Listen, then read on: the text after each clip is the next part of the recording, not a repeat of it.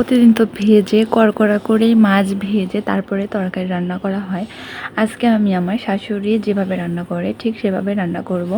আমি দেখেছি ওইদিকে যারা রান্না করে তারা কিন্তু যেই মাছটা একদম টাটকা তাজা সেই মাছটা ওরা কিন্তু কাঁচাই তরকারির উপর দিয়ে দেয়, কিন্তু আমি এটা একটু কষিয়ে তারপরেই রান্না করব।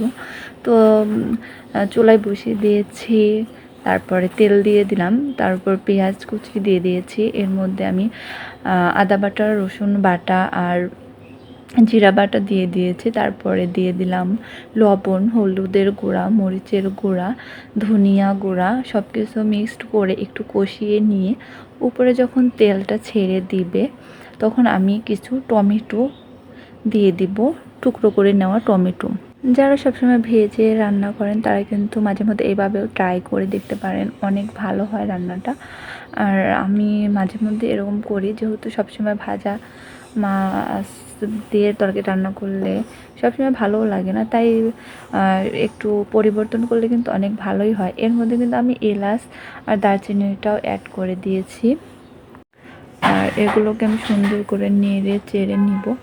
আর এগুলো যখন হলো কষানো হয়ে যাবে তার মধ্যে আমি মাছ দিয়ে দেবো। আর এটা কি মাছ অবশ্যই আপনারা কমেন্টে বলবেন। আমি কিন্তু এটাকে টেম্পু মাছ বলেই চিনি।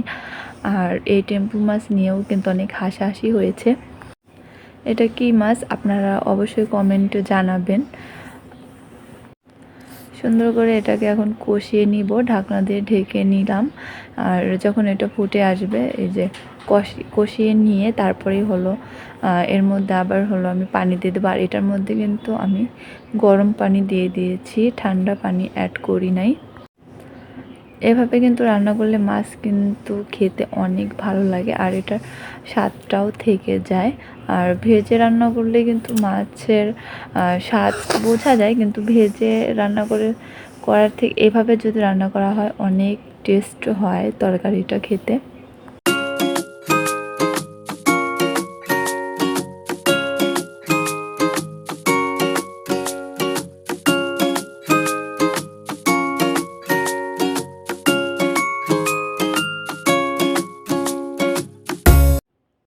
আর এর মধ্যে কিন্তু আমি আলু অ্যাড করেছিলাম, যখন এই পানি ফুটে উঠেছিল ঠিক তখনই আমি আলুটা অ্যাড করেছি, সেটা দেখানো হয়নি।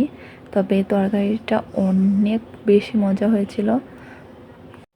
তারপরে আবার ঢাকা দিয়ে ঢেকে দিলাম। ঢাকনা দিয়ে ঢেকে দেওয়ার পরে এই যে লাস্ট কালারটা ঠিক এরকম হয়েছিল। পরে আমি চুলাটা অফ করে দিয়েছিলাম। আমি অবশ্য অন্য কোনো ডিশে আমি কোনো হলো পরিবেশন করে দেখাইনি। এই যে লাস্ট কালারটা এরকম হয়েছিল, একটু ঝাল ঝাল লাল লাল হয়েছে তরকারিটা। কেমন লেগেছে ভিডিওটা অবশ্যই সবাই কমেন্টে জানাবেন। আল্লাহ হাফেজ।